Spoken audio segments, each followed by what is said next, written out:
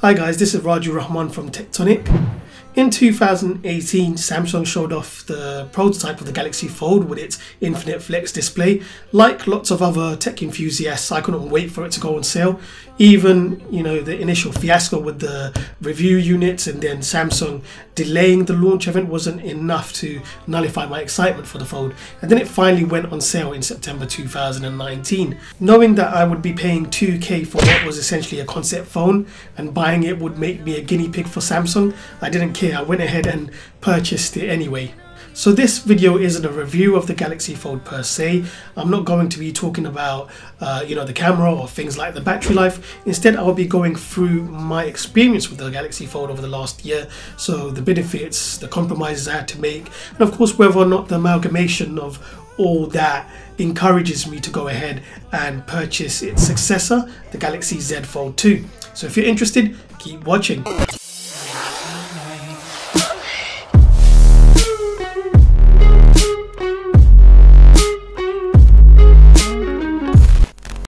Not that it matters much now anyways, because most of us are working from home, but not so long ago in the distant past before COVID-19, when I was actually using public transport to go to work, I would be carrying both my laptop and my tablet. Now let's get this straight, the Fold isn't so amazing that I would leave both behind, but what I find now is I don't need to carry my tablet with me anymore. I was mainly using my tablet for to watch my favorite TV shows, and now normally I wouldn't even consider watching something like that on a small phone screen, but the Fold's in a 7.3 inch screen was more than big enough to not diminish that viewing experience. Before I even purchased the Galaxy Fold, one of the many things I told myself to justify its purchase was that it would be, a great gaming device.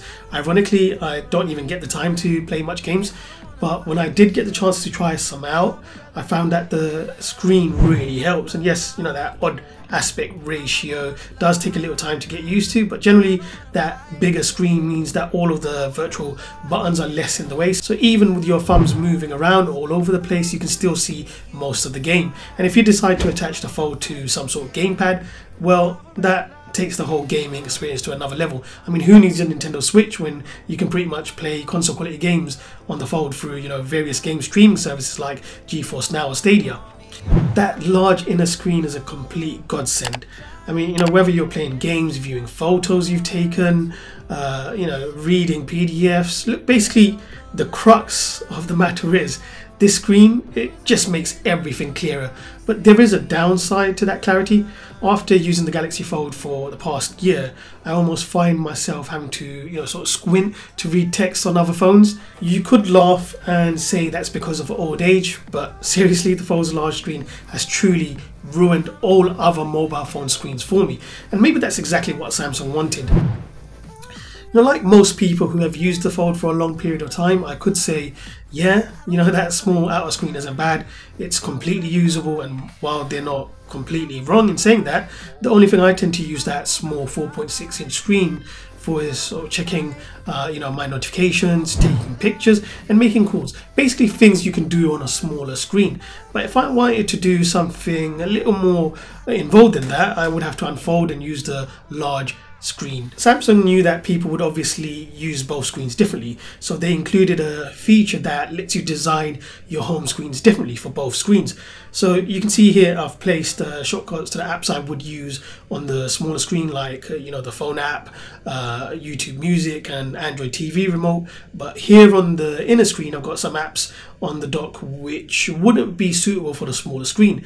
Now that's all great, but I'm not a huge fan of the Samsung launcher. I would rather use apps like Nova or Apex so that I can go ahead and customize the icons and things like that. But a year later, none of these third-party launchers allow you to set up each screen independently. So rather than extending your screen, it just mirrors whatever you do on one of the screens. So if you design your inner unfolded screen in a certain way, it just mirrors that on the outer screen, and albeit, I mean, it's fine in some sense, but it's just squashed and doesn't look very nice. So whilst my Fold didn't go through as much day-to-day torture as Gary's did from a contractor's point of view.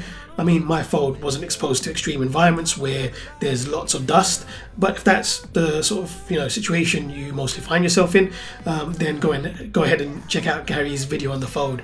They're really good and should give you more insight for using the Fold in those conditions. Now, I didn't have to hoover my pockets to remove lint before putting the Fold in there like some would have you believe. I admit I did initially handle or treat the Fold with kid gloves the first few months, and that's because everyone on YouTube was talking about how fragile it is, and I'm not trying to take away anything from that. I mean, they're right, this phone has moving parts and a complex folding mechanism, so yes, it's more fragile than other phones out there, but I found myself forgetting all that and treating it like a normal phone after that initial for the lack of better words, that initial honeymoon stage. I don't like using cases on phones, so although I did review some, I didn't use them for too long, and for the vast duration of the year I've used a Fold without one, and during that time my phone has dropped from my pocket on wooden flooring, on laminate, and it survived. I've even had situations where I've tripped on the charging cable and the phone sort of flung across the room, and it's survived that. What else? Yeah, probably the worst situation I found myself in, and it's happened to me actually a few times, it's having my phone knocked out of my hand on the subway. So people essentially not being courteous and not showing etiquette in some sense, that they don't take their bags off, and what happens is essentially when they've got their bags on, you know who you are, they turn around and smack your phone out of your hand. So that's happened to me a few times, and that's obviously annoying, but the phone has survived. So it might just be down to dumb luck, but I actually think the phone's more durable than what people give it credit for. But, and there's always a but, there are a few things with the Fold that has deteriorated over time. It's not that inner plastic screen, there's no scratches or dings, the crease in the middle is the same as it always was, it hasn't become worse over time, but it's this hinge. I mean, it still works as it should, it just doesn't feel as good as it used to be because it's become a little loose. Also, as a sort of result of that, it doesn't fold out properly, and it doesn't sit flat on my desk as it used to do. You can definitely tell that the hinge is a little loose because you can hear this disconcerting sound when you squeeze the phone. So check this out. Yeah, that's not great, is it? So even with all that said, the Fold is still functional. This deterioration hasn't really had an impact on the phone's usability. The biggest problem I've faced with the Fold isn't necessarily its own fault. This form factor is obviously still in its infancy. In a way, that big inner screen is a double-edged sword. I mean, it's great for content consumption. In some way, it's like a drug. So the more you use it, the more you want to use it, if that makes sense. So as an example, I'd like to be able to use my Galaxy Fold in the car as a navigation system because that huge inner screen would be great for things like Google Maps or Waze. But to this day, I've not been able to find anything that's suitable. It's too heavy to be held by a magnetic mount and too big for most other mounts. The only way to sort of get around it is by using a mount designed for a tablet or using it in its folded state. Now both options aren't great, and I've just ended up not using my phone for in-car navigation anymore, and that's such a shame because this inner screen, it would have been great for navigation. It just seems there aren't enough accessories out there in the market that are compatible with this phone.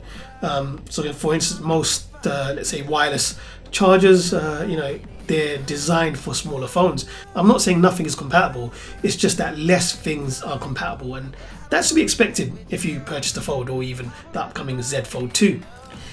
Now, on the subject of the Z Fold 2, does it address the shortcomings of the original Fold? It's hard to say for sure without having actually used it, but potentially I think it does.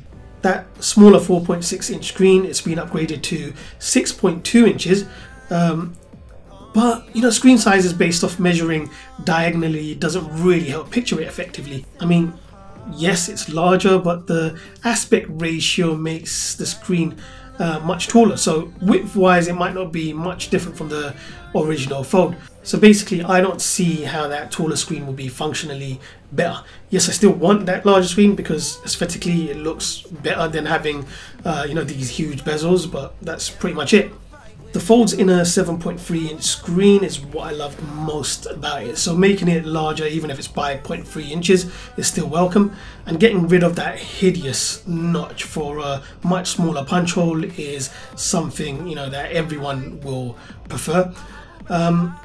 So you'll now be able to, you know, enjoy that big screen without any distractions. The one on the Fold meant that for some games the UI would be cut out, and obviously that could be an issue if there's supposed to be touch controls there. Other than that, for watching video it's not a big problem because of the aspect ratio, so that notch didn't really bother me. But regardless, the removal of this notch is still something I look forward to and most people will prefer.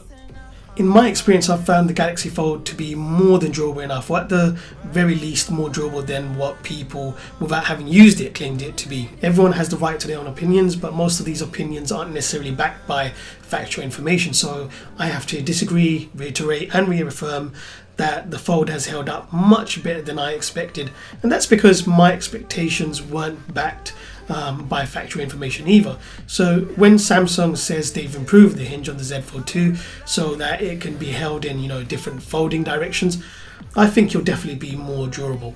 A narrower gap between the two sides of the display when the Z Fold 2 is closed means there's less chance for dirt, dust and lint to get inside, and even if it somehow did, there's a new sort of sweeper mechanism inside the hinge which cleans it all out. So basically, since my original Fold has survived all this time, it's safe to assume the Z Fold 2 with its improvements should do too. Now, there was no sort of mention of whether there's any ingress rating on the Z Fold 2, so when it comes to, you know, things like the elements, you'll still have to watch out because it'll still be fragile in that sense, but I'm still pretty confident it will be fine. The original Fold has completely spoiled me. I don't think I can ever go back to a non-folding phone, and if you have the sort of money, you should definitely consider the Z Fold 2. Just remember that once you unfold, there's no going back. Be prepared to not like any other phone after that. I'll definitely be pre-ordering it as long as I don't lose my job before then. Crazy times because of COVID, and now we're also in a financial recession. So with that said, stay safe, stay healthy, and catch you all later. This has been Raju Rahman from Techtonic. Thanks for watching. If you enjoyed this video and it helped you, please subscribe and like. That would really help me out. And don't forget to check out these other videos too.